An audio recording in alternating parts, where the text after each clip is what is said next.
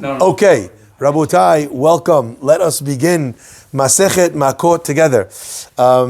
In order to be able to understand Masechet Makkot, we need a little bit of background to be able to know what it is that we're jumping into. So, in order to get that background, I'm going to ask you to turn to Devarim, page 1096 in this in the Art Scroll book. If you have a Chumash at home or you have an app where you can open up as well, it's chapter 19, and the verse that I'm going to direct your attention to is is verse number 15. Okay? Parashat Shoftim, chapter Yud Tet, Pasuk Tet Vav. That's 1036, not 96, right? 1036. 1036. The Pasuk says, Lo yakum ed echad v'ish l'chol avon. A one witness shall not stand against a person for any sin. L'chol chatat, b'chol chet asher yechetat, any sin that he shall do. Rather, al pi shnei edim, through the mouth of two witnesses, or al pi shelosha edim, or through three witnesses, yakum davar. The Torah institutes, number one, what is the definition of witnesses? When we want to establish something in Jewish law, we require witnesses. That's to establish anything. It doesn't matter what. We'll already see that there's an exception to this rule, because there always is in Judaism, okay? When is there an exception to establishing something with less than two witnesses? Wartime. Nope. Nope. There's a law that states, Ed echad ne'eman bi'isurin, which means that when it comes to something being asur, you're allowed to rely on one witness. Perfect example. You go to a restaurant, how do you know it's kosher? They have a one. Why?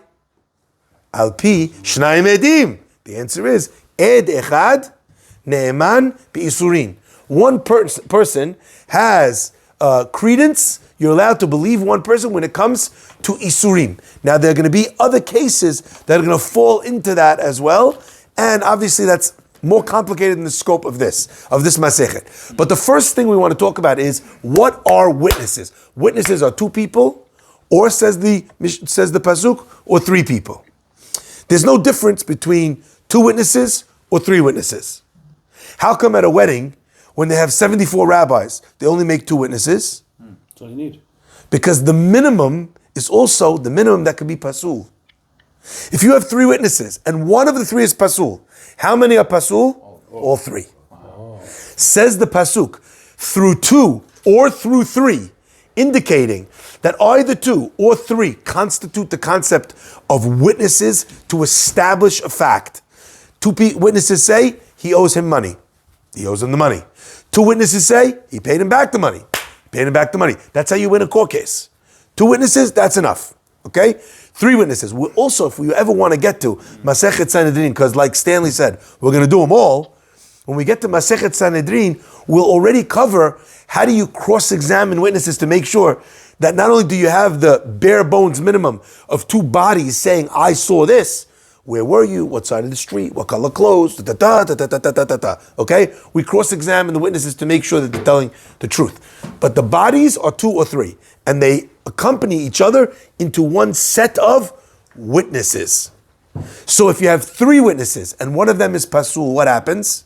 Pasul. Now you understand why every time you're at a wedding, or at least if the rabbi is doing a good job under the chuppah, the rabbi says, you're going to appoint these people to be your witnesses to the exclusion of all others. What are you going to say that for? Who's suing you? What is the legalese for? You know why?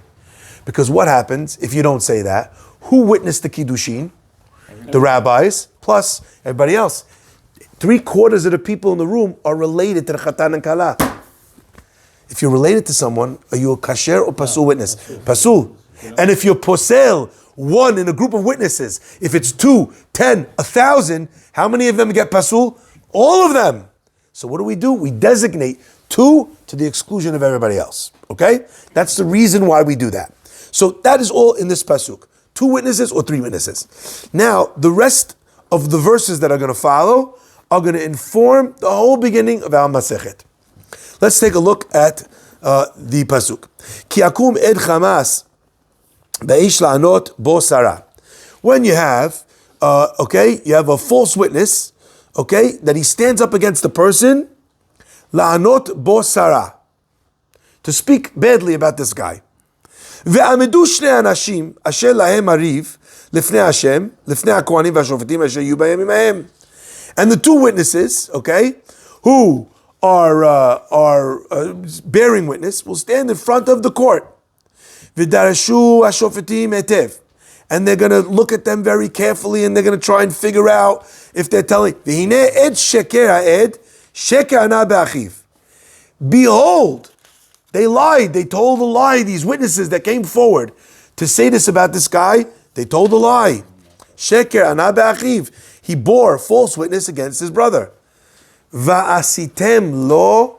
Now you need to burn these sentences into your mind, because we're going to refer back to them again and again and again. That's why we're starting like this. Va'asitem lo, and you shall do to these witnesses that spoke falsely against their brother, you do to them Kasher zamam la'asot lachiv, according to what they tried to do, what they intended to do to their brother, ubi'arta ara'a mikirbecha, and you will erase the evil from your midst. Okay? Now, this is edim zomemim.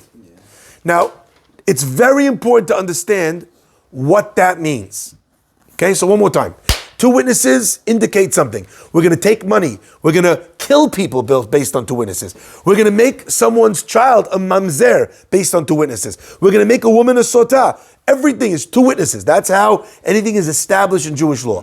What happens now if they're lying? There's a law that says we're going to punish these guys. Based on what they were. How do you punish them? Whatever they try to do to the people by bearing false witness, we're not going to do to those people. That's the simple understanding of Pasuk. However, the Pasuk doesn't tell you if that's in all cases where they lied or not. Okay? And that's what we're going to start to unpack together. If they just lied, there's no story of Edim Zomimim. Let's say they just lied, we caught them out in a lie. The Beit Din catches them out in a lie. That's not Edim Zomimim. How about if two witnesses come along and the two witnesses say it's not true? It's not true. You say he killed him. We say he didn't kill him. We say the guy was somewhere else. That's not the victim. The perpetrator was he was out with us in Barnea. Okay, that's not Edim Zomimim. There's only one case which fits into Edim Zomimim, which is this case where we'll do to them what they tried to do to the guy. Only one case, and that is where two other witnesses come in. And they say, so let's do it easy. Reuven, Shimon, first two witnesses. Levi, Yehuda, second set. First set of witnesses walks in and says, we saw this guy commit this crime on Monday night on Lexington and 62nd. The second set of witnesses comes in and says, it's impossible that you saw him do this on Lexington at 62nd on Monday night at whatever time, right? Because on that night, at that time, you were with us, sitting learning Gemara Makkot in the synagogue. The way they make them Zomimim is by saying, you could not have seen this because you were not there, you were with us. So not by saying the guy didn't do it. Correct. That makes you a liar. That's Ede Sheker. And that's why the Pasuk is confusing. Because first it says that they lied. Then it calls them Edim Zomimim. Witnesses that are conspiring, that are trying to do bad. Witnesses that are trying to do bad to someone. Edim Zomimim. That is the classic case of Edim Zomimim. So far, everything we understand? Mm-hmm. Yeah, question, Nathan. So let's say the murder really did happen. Mm-hmm. Yeah. And these two guys, the first cop, really did see it. The second two guys who show up to make them into Edim Zomimim are trying to actually put these two guys to death. Yes. A third set of witnesses come and say to the second set, you were in Philly with us on Monday night. And do you then put the second set to death, leave the first set okay, and leave the third set okay, because the second set tried to get the first set of witnesses? So basically what you're asking is, what happens if Edim Zomimim witnesses become Zomim themselves? Mm-hmm. And by the way, ad infinitum. Yeah. We'll get there. Inception. Okay? We'll get there. But everyone understands the basic case of Edim Zomimim? Yep, okay. Now that we understand that's this case of Edim Zomim, I want to add one more piece to this. There is no hierarchy of belief in Edim Zomim, which is one of the hardest things to get your mind around. So let's say as an example, Reuven and Shimon come and say this guy committed the murder. Levi and Yehuda come along and say he didn't commit the murder. That's not Edim Zomim. What do we do now that we have conflicting testimonies? What do we do? Zero's out. Nothing. They zero each other out. So logically, if that zeroes each other out, why wouldn't you say the same thing if I come and say I was here on that night? You're saying to the Beit Din I was in Barnea. I'm saying the guys, they're lying. We saw the murder. Right? How come we don't just say that the testimonies cancel each other out? Edim Zomim is a huge chidush. It's important to understand that. Okay? However, the punishment for Edim Zomim is, at least for the moment, whatever they were trying to do to the other guy, that's what we do to them. They were trying to get the other guy the death penalty, they die. They were trying to cost the guy $100, they have to pay $100. They were trying to get the guy lashes, they get lashes. Okay? That is the basic understanding of Edim Zomim before we begin the Masechet. So far we have a good intro? Yes? Yeah. Everything clear. Okay.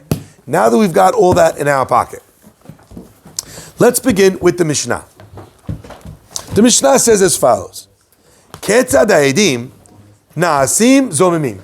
Now it's important to understand, if you were reading this, simple, as a regular person sitting down to learn something, you know how you would think the Mishnah is going to answer this question?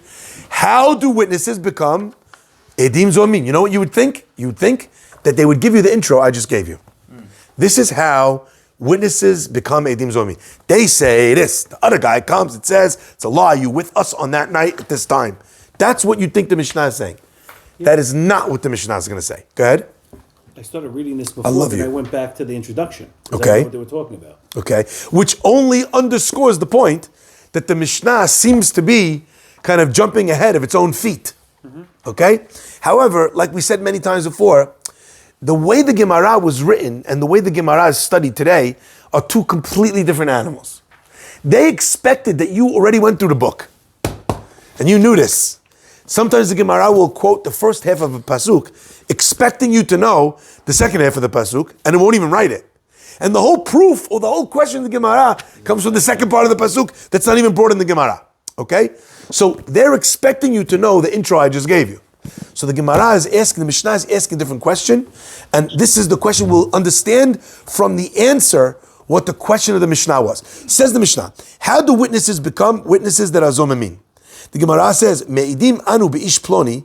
What if they say, we bear testimony that this guy, be'ish ploni, shehu ben gerusha or ben chalutza, he is the son of a divorcee or the son of a person who had chalitza. Let's explain what's the case. This guy, his last name is Cohen. His name is Yaakov Cohen, okay? The witnesses come in and say, Yaakov Cohen, don't call him up for Cohen. Don't give him the what's it called? The 5 coins at the Pidyon Haben. He's not a Kohen. You know why? The law states, if a Kohen marries a Gerusha, or he marries someone who's divorced, or a Kohen marries a Chalutza, someone who has had Chalitza, what does that mean? The law states, again, Hol Masechet Kol Yevamot, that if someone gets married, marries a woman, and then dies before they have children, in the times of old, what would they do? Someone else, one of the brothers, would marry that sister in order to have a child, in order to name the child after the brother that passed away with no children, in order to give him a continuation in this world. And they would name the child after the one that passed away. Yeah, we're clear? Mm-hmm. That's Yibum. Okay? That is the Yibum process.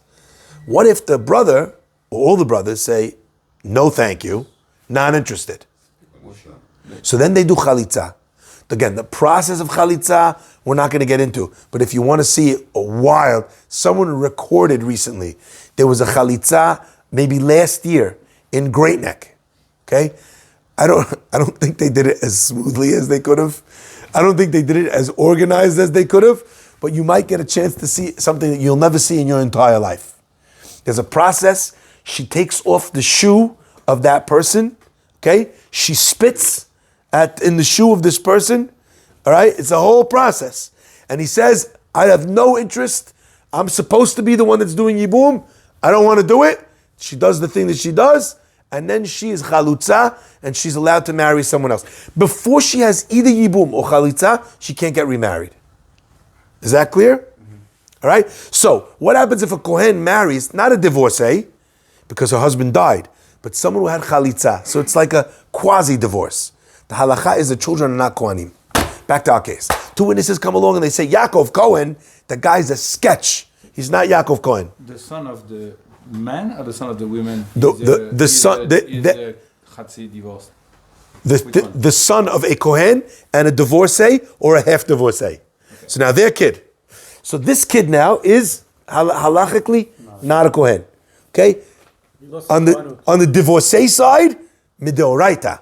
On the chalitza side, a question. Maybe we'll get to that at a later stage, okay? But this case is, they're trying to invalidate him from being a Kohen. That's the point.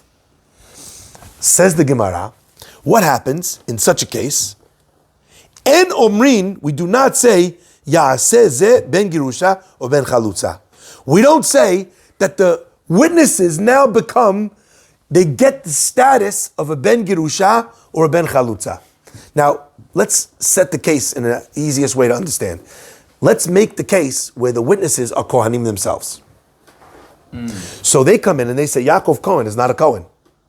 What's the punishment for trying to do Edim Zovmin on somebody else? Someone else comes along and says, how do you know? You weren't there. What does it mean you weren't there? What do you mean you weren't there? What does it mean? It means that they're saying we were present on the day she got her get. We saw the get. And you weren't there. Or they're saying, we were present when we saw the chalitza. We were in Great Neck. We saw the chalitza.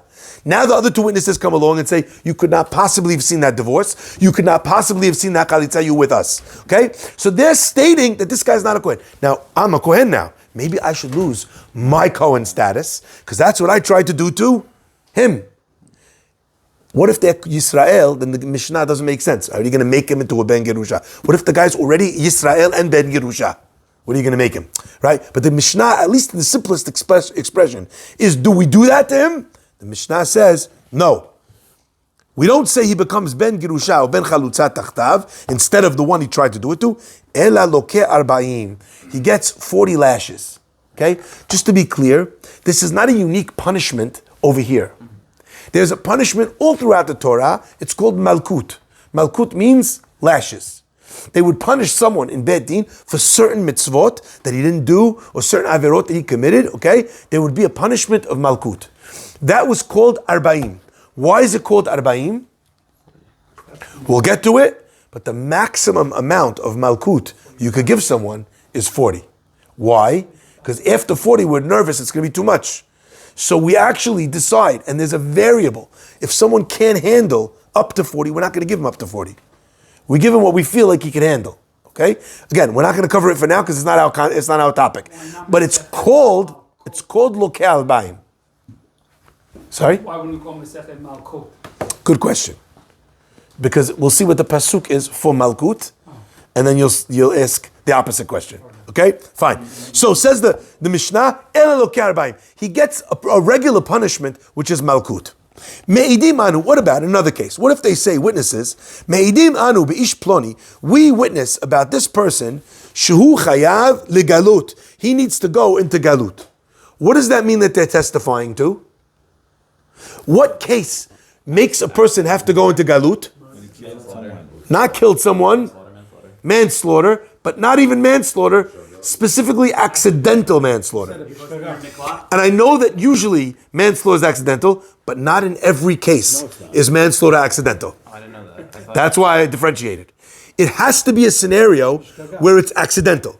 What is the example in the Torah of galut, of accidental manslaughter? Excellent, the axe. He's got an axe in the forest, okay? He swings the axe, V'nashal habarzel v'na'etz. The metal piece of the axe is not on the wood strong enough. Maybe it's not held with nails at the end. Okay, so whatever happens, the metal goes flying off the handle and kills someone that's standing nearby. Okay, I didn't intend to do it. We have absolute evidence. There's no enmity between these two people. There's no motive for him to kill him. V'hu los, the pasuk says, Hu los soneh oto mitimol shilshom. He didn't hate him yesterday. He didn't hate him 2 days ago. It's not like these guys have a blood feud. What was the two people at the OK Corral? There we go, the Hatfield and McCoys, right? OK Corral. Yeah, this is not the situation where they've hated each other their whole lives. This is brand new. We don't know. It's completely accidental. Guy's on a roof, right? He's playing around at the edge of the roof, falls off, kills somebody. All these cases of accidental murder, the halakha is a person has to go to galut. What's the halakha of galut? Again, we'll cover it later. But the idea is that he needs to run to one of the cities of refuge. And he needs to stay in the city of refuge until the Kohen Gadol dies. Okay? If he does not go to the city of refuge, then the law is any one of the family members of the person who died from that accidental manslaughter, if he gets excited and he's so angry that your negligence caused his mourning, he can come and kill you. And en lo damin, he does not get punished for killing you. You're like a freebie. All right? You're a freebie. Unless you run to the Ayir Miklat. Now, if he's faster than you, and you're a fat guy, okay, and he kills you as you're running to the Ayir Miklat, also freebie. Wild. No issue of being chased? Sorry? No issue of the chaser? No. This guy is called En Lo Damim. He has no blood. Because a man who really, you're a murderer.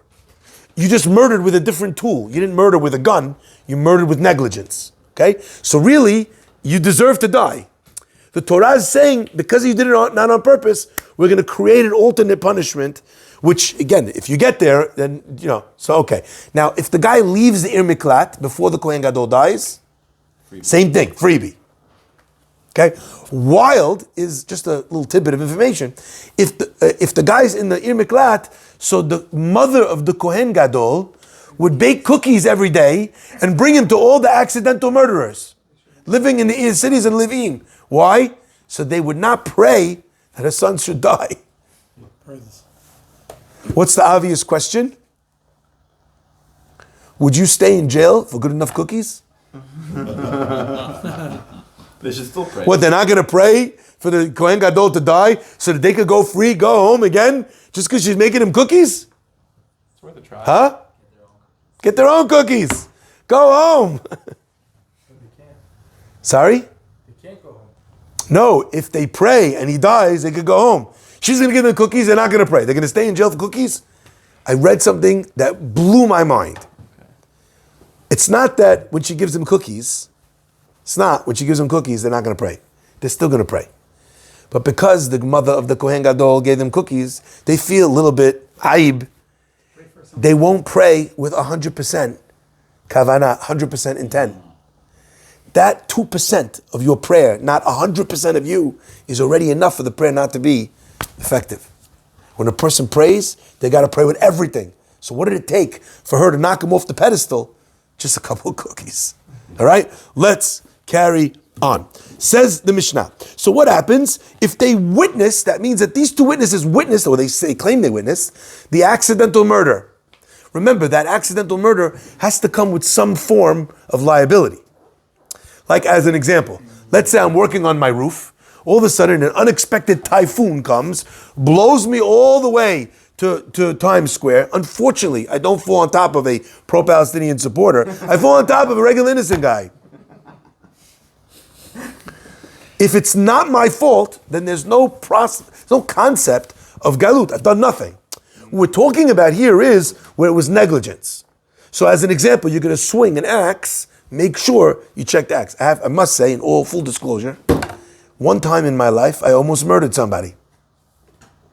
I was a counselor in camp, and we were doing a campfire in the woods, and I took one kid with me to help set up the area before everyone came for the sleepover, and there was one sapling sitting there in the middle of the campgrounds, and I had this wood that I brought to chop up the wood for the campfire. It was a 50-pound axe. I was a superstar baseball player, okay? So I had a really big swing. I sat there, cocked the axe, did a huge swing to take out the sapling. I didn't line up the whole axe to the sapling. And it was such a heavy axe and it was such a strong swing, it sliced right through the half of the sapling that it was lined up to and went straight across. And I could hear the sound in slow motion. I still remember my blood ran cold in slow motion. I could hear the whoo, and I could see out of the corner of my eye as I'm coming around, the kid is standing right here. And I'm doing everything I can now. There's no checking a 50-pound axe. Okay? And the thing went, whoo, and the kid, Matrix, threw himself, his last name was Newman, this kid, threw his head back like this, fell down on the floor. The axe went right over the kid. The kid sitting there lying on the floor like this. The two of us sat down for 3 minutes. We couldn't walk, we couldn't breathe. Then we walked back, and I didn't know he has to do gomel, I have to do gomel, but I'm not about to ask this question to the rabbi. I almost killed a child. Do I do gomel? Does he do gomel? If I do gomel, does he yotzeh with my bracha? Right? So I told him, I made up a story about a rake and whatever, I don't know what I did, but he said no gomel. You sorry? No. Okay, so that is an example of negligence. If Bar Minan, that story had gone another way, okay, I would have had to go to Galut 1,000,000%. And it would have been my fault. You're swinging an axe, make sure there's not someone standing behind you. Okay? Says, what about not saying gomel? sorry? What about not saying gomel? We'll have to get into Gomel at a different time because the laws of why you would have to or not have to are not dependent on whether or not you were in danger. It's whether or not you fit into the category of danger that Gomel requires. Okay, we'll have to cover that in a later session. Travel and a desert and ocean and jail and sickness. Okay, says the Mishnah. Ela lokeh arba'im. So what happens? I saw this guy in the forest swinging an axe. I saw it. I saw the guy fall off the roof. Shu chayav liglot. En omrim, he's obligated to go into galut. En omrim, we do not say yigaleh zeh tachtav. You instead have to sit in galut instead of him. Ela lokeh arba'im. So the Mishnah actually, in retrospect, what was the question of the Mishnah? How do the witnesses become zomimim? Is the question, how do we make them zomimim? Clearly not. Because look at the answer. From the answer, we understand. What do you do in situations where it doesn't make sense to make them? So when do we employ the punishment of equal, like for like, in Zomimim? Here are two cases where it doesn't work. Why the Mishnah started with cases that it doesn't work and didn't give you regular cases where it does, the Gemara is already going to talk about. Okay? That's the Mishnah so far. Sorry? Zomimim means you tried to. Witnesses who tried to. Sorry? You try to, so therefore you get the punishment? Yeah. Yes. Except in these two You get the cases. punishment. Except in these two cases, where you don't get the same punishment, you get a different punishment, the standardized punishment of Malkut Arba'im. Now, there's three parts to this Masechet. The beginning, first part of the Masechet, deals with witnesses and witnesses that are Edim Zomimim. Okay? Obviously, in classic Gemara fashion, the Gemara is going to take many tangents. The second chapter is called, right, Eluhen Hagolin. These are the ones that have to go into exile. Okay? So that's the last case that we just discussed. It will discuss the laws of accidental murder and exile. That's the second chapter of Masechet Makkot. The third chapter of Masechet Makkot is Eluhen Alokin. These are the ones that get lashes. So the Masechet is really divided into three separate parts, and they are individually discussing the punishment of Edim Zomim, how, what, when, where, why, Galut, how, what, when, where, why, and Malkut, which is lashes, how, what, when, where, why. Okay, let's hit the Gemara. Gemara says, Ha-ketzad.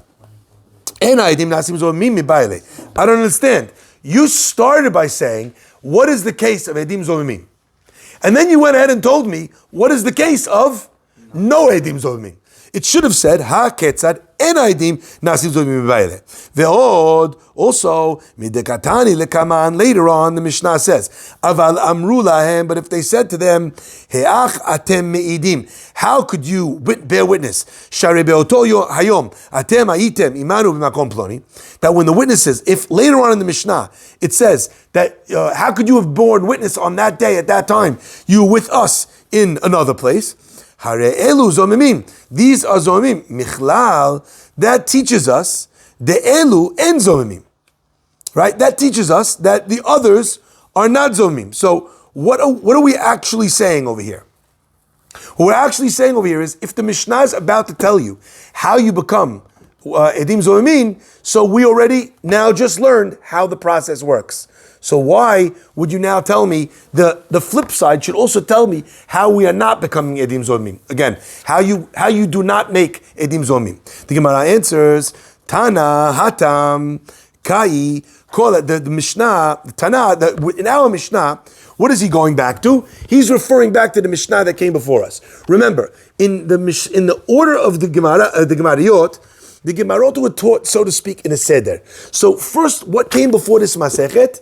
Masechet Sanhedrin. Sanhedrin deals with all the laws and the punishments that the judges institute. In fact, in some Gemarot, the ancient Gemarot, they were together. Okay? But we've now divided them. So now that it's divided, says the Gemara, even though it's divided, it was taught on the back of. So just imagine, right after finishing Masechet Megillah, I wanted to start with something that was related to our last class. So where would I start from? I'd start from where we left off in your minds. I wouldn't explain the whole thing again. I'd assume that you'd know that we're continuing from where we left off as. Tana Hatam Kai, that Tana of our Mishnah is going back to the last Mishnah of the last Masechet. What's the last Mishnah of Masechet Sanhedrin? Kol hazomimin makdimin leota mita. Every time you have edim zomimim, okay, makdimin leota mita. They go to the very type of death that they tried to institute on the other people. What is this referring to? Okay, this is referring to the fact that there are different kinds of death penalties that are affected for different capital punishments. So today, even in states that you have capital punishment, there's one capital punishment. The state might choose to move from the electric chair to some sort of shot. They just recently did one, the hydrogen shot that was about 2 weeks ago or a week ago, okay? But that's that the state is deciding this is the most humane way, this is the most efficient way, this is the most whatever, okay? There's not different death penalties for different averot. In Judaism, for murdering someone, you have a different death penalty than other things that carry a death penalty. So in each case of Edim Zomimim, if they're going to get the death penalty, they go to the death penalty type that they tried to inflict on that person. So it's not just that they try to kill, they also get killed, but they try to kill like this, they also get killed with that method that they were trying to. Chutz, except for the case, mizomeme bat kohen uboala, except for the case where there's edim zomimim of a woman who was the daughter of a kohen and the person who lay with her. We're referring to a case where she was engaged already to be married. Important to understand that at the time of the Torah, engaged is not decided because you had an engagement party. That's not the concept of engaged. In the Torah's parlance, me'orasa, which we translate as engaged, actually means that they were married. There was just a period in the marriage process, a delay from when they would marry to when they would move in together, giving the chatan the time to get the house in order, to get things together. But they were already married from the point that she was a me'orasa, okay? So if she then had an affair with someone as this married woman, but she's a bat kohen, she has a very specific type of death. She'en makdimin le'ota mita ela mita acheret. So the Mishnah over there said that if they tried to get her this death penalty, they don't get the death penalty that they tried to cause in the case of a bat kohen, okay, who committed adultery with somebody else. V'yesh edim zomin acheret, and there are other witnesses that are witnesses of Zomimin, she'en osim ba'en din hazama, kol ikar. So off of the back of the fact that I just told you that there's a case Edim Zomimin doesn't get exactly the type of death, the Mishnah now is continuing and saying, Ketzad Edim Zomimin, what is the case of Edim Zomimin where they don't get the punishment at all? So in that case, they got what she would have got, but not the same kind of death. They will be put to death, but not with the same death penalty. Over here, we're now rolling off of the back of that, and we're saying, okay, what's the case of Edim Zomimin where they don't get the punishment at all? And now we gave our two cases, where they say, this Kohen is invalid, ben grusha, ben chalutza, or they say in the second iteration, that the person is he killed accidentally. In both cases, they don't become ben girusha. They don't become an invalid kohen, and they don't become people that have to go to galut. They rather, in both cases, they get malkut. So now the Gemara understands why we didn't start with, well, tell me how you become edim zomin in the first place. You know why? Because this masechet is continuing from the last masechet, and it even is even a stronger argument according to the opinion that it's one masechet. We're literally continuing, just almost like to another chapter. Okay, let's carry on. Says the Mishnah, Ela Malkut Arbaim. Ketzad, what is the case? מעידים אנו באיש פלוני שהוא בן גרושה או בן חלוצה, אין אומרים יעשה זה בן גרושה או בן חלוצה תחתיו. In that case, we don't say that the person becomes a valid kohen instead, like we just said. אלו ket arba'im. Rather, he gets regular malkut. Now, the Gemara is now going to tell you, why should we say that? The Torah told you, whatever they were going to do, we do to them. Now is the Gemara going to, can the Gemara argue with the Pasuk? No. What's the hierarchy? Pasuk, Mishnah, Gemara. Gemara can't argue with the Mishnah. Okay? Mishnah can't argue with the Pasuk. So if the Pasuk says that whatever they try to do, we got to do to them, how could the Mishnah come along and say, oh, well, hold on. If it's this, then that's okay. If it's the Gemara is now going to prove that that actually comes from the Pasuk as well. Minna Nimili, how do we know? Amar Rabbi Yoshua ben Levi. Rabbi Yoshua ben Levi says, the Amar Kra, the Pasuk says, Va'asitem lo, and you shall do to him, Kasher Zamam, like he planned, like he wished, like he tried. Lo, velo lezar'o. The punishment that you give is a punishment that you give to him, not a punishment that comes to him and to his children. If you make him non-Kohen, it's not like he gets punishment like you sit in the corner, but your kids are now Kohen again. If he's non-Kohen, he's non-Kohen forever. That's why these cases with Kohanim that are going to marry a divorcee, many times they think to themselves, it doesn't really matter to me. One time I sat with a Kohen, his wife was trying to convert, and he was going to marry her afterwards. So he said, listen, what's a big deal? I don't really care that much. I'm not so religious. I'll marry her. I said, if someone converts, they have the same halacha as a gerusha. The children are considered halal for different reasons. I'm not going to get into it. But the children, you're invalidating your children as Kohen. He says, I don't really care. I said, I understand, because you're not religious. I said, were your parents religious? He says, yeah. I said, you respect your parents? He says, yeah. I said, well, how do you respect your parents if you're not religious?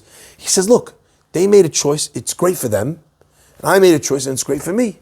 And everyone has to live their own life. I said, well, if you believe everyone should get to make their own choices, I want you to recognize you're taking this choice away from your children. Stopped him in his tracks.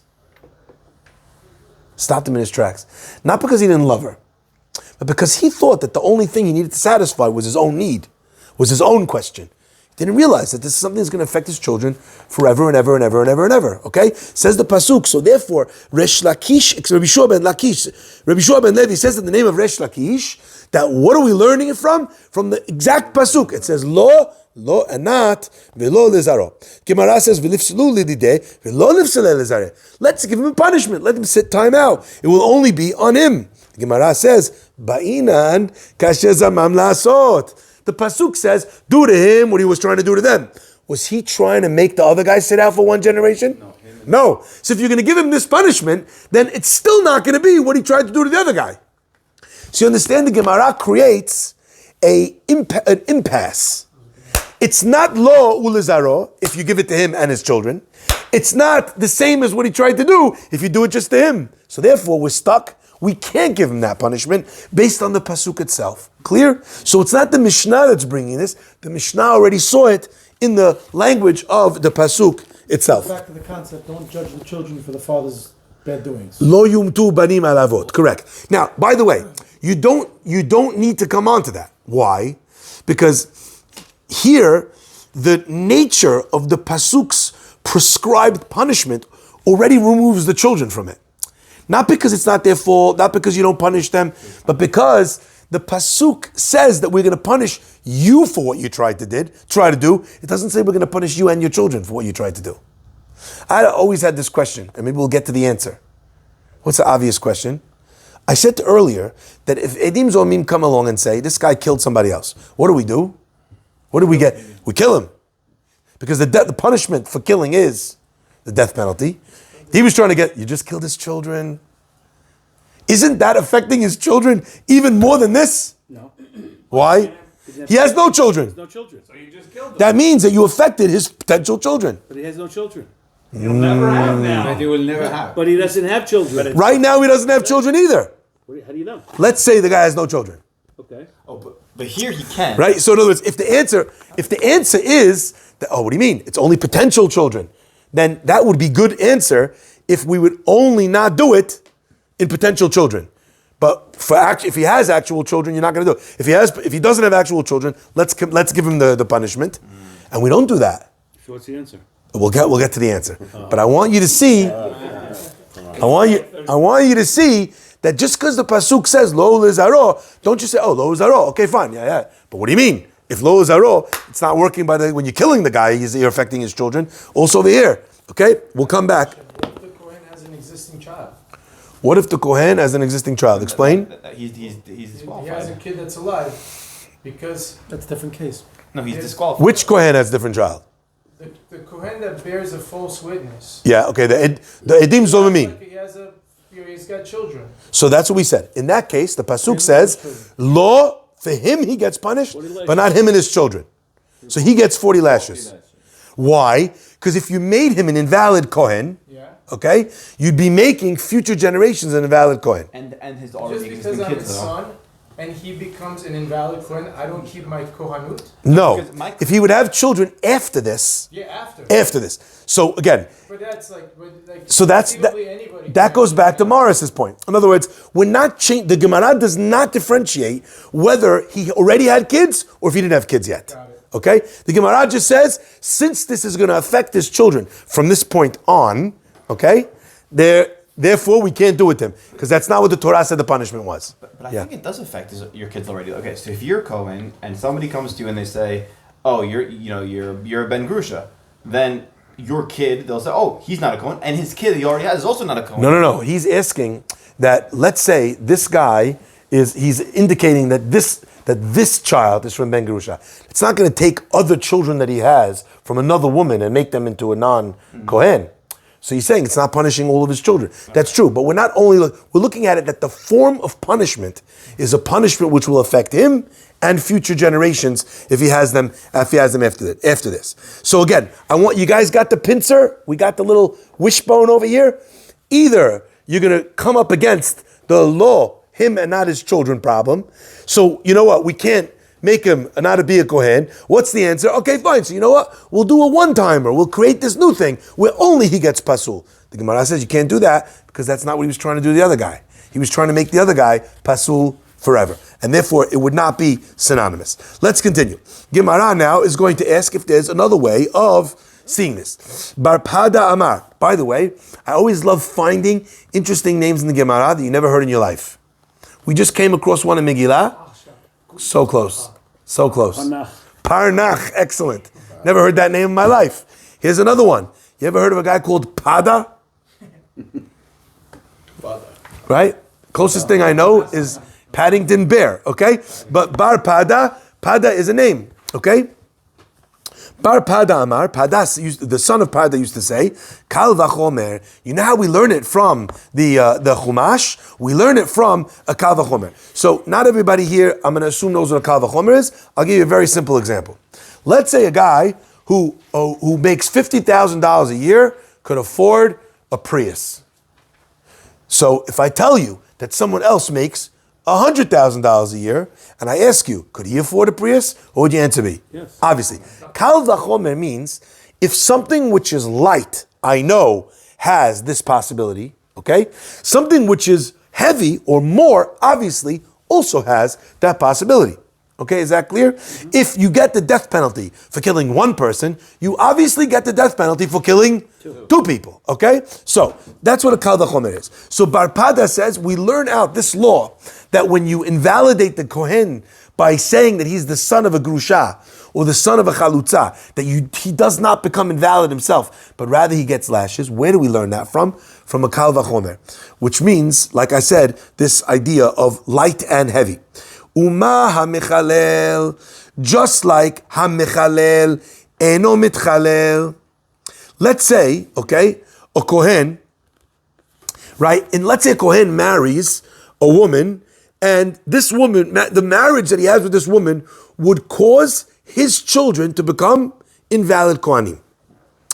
Does the kohen himself post fact? No, it's from that marriage. Forget this case for a minute. Let's say I'm a regular kohen. Walking down the road, I was like, hey, divorcee, wagwan. Let's go. We get married, we have children. Are my kids kohanim? No. What are my kids called? Halal. Okay, halal means like profane, like chal. Okay, chol, same thing. Mavdil ben kodesh lechol.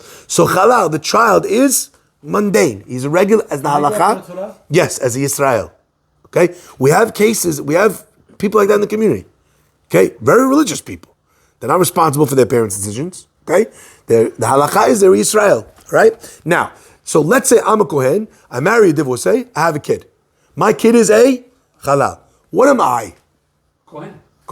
How about now? Maybe, by the way, just so you should know, they're not going to. You marry a divorcee.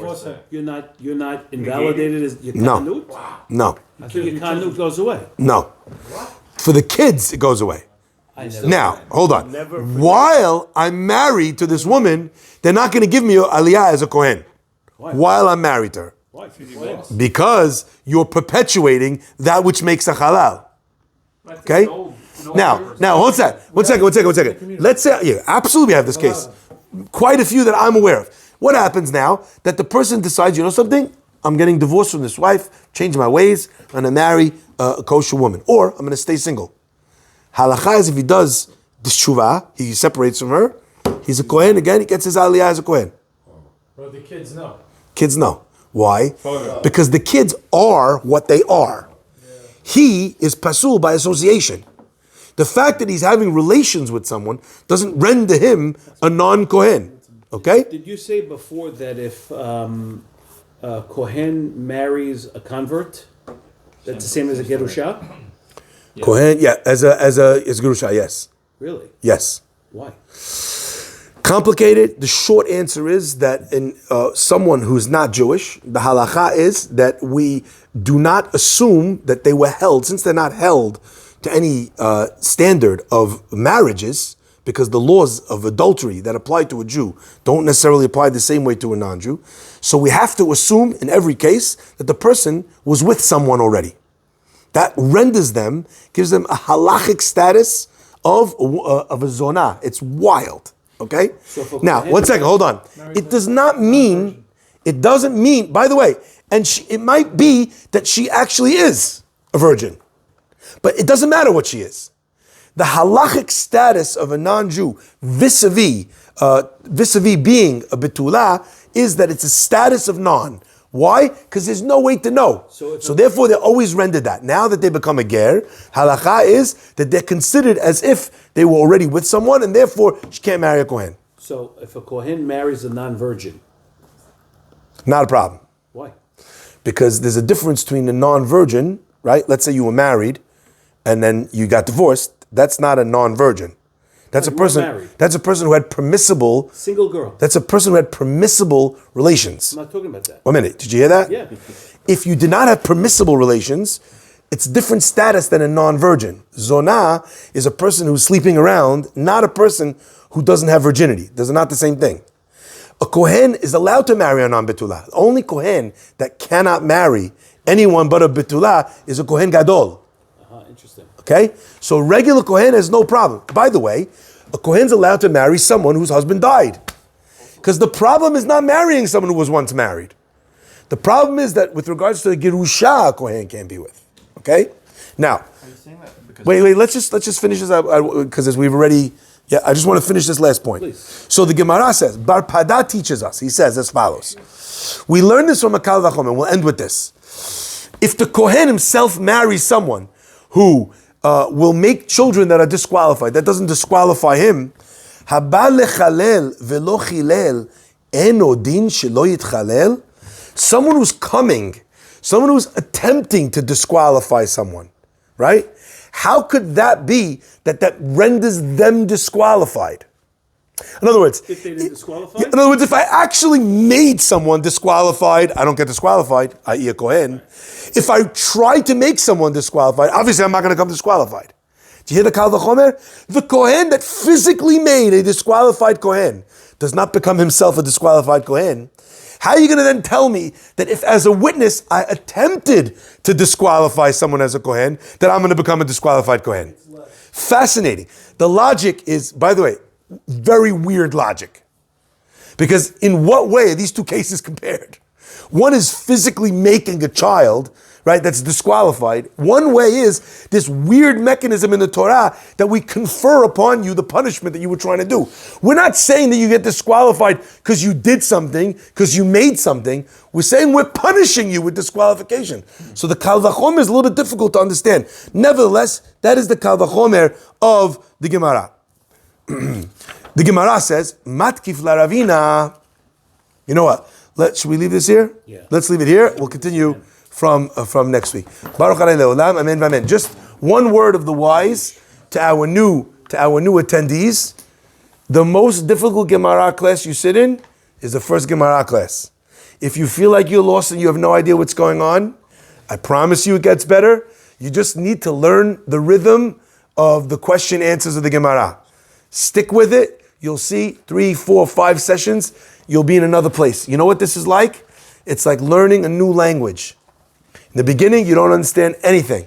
Eventually comes the point you start understanding a couple words. Very, very soon, you realize when they're talking about you in the cab, you know exactly what they said, okay?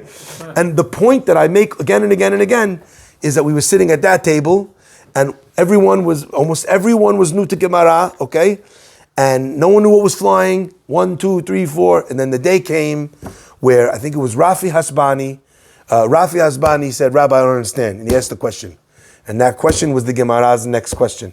And I don't remember who was sitting next to him, but someone sitting next to him said, no, Rafi, it doesn't make sense.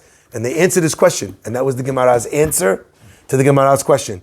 And then someone then asked a question on the answer. And that was the Gemara. It was like we were in flow. Suddenly, we were 3,500 years ago, 2,500 years ago, in the Gemara, saying what they were saying, thinking what they were thinking. It takes a little bit of time, but you'll see it will change your life, it will change your brain, and you got to be a little bit patient. And it's okay if you don't understand anything, skate by a little bit, fake it till you make it. I promise you'll get there. Rabbi, do you go a little bit into the Tosfot and Rashi or not really? Only in cases where we need to. Okay? You're really giving the Musar. In general, what we're doing is we're doing the Gemara, we're doing the flow of the Gemara. I'm bringing in outside sources as we need to. But what I love to do, and I think is very important to do, is when we bring in lessons where we're learning, even in the halacha parts of how to better ourselves, or musar in the conversation of the Gemara. Okay? Baruch Adonai le'olam, amen v'amen. Rabbi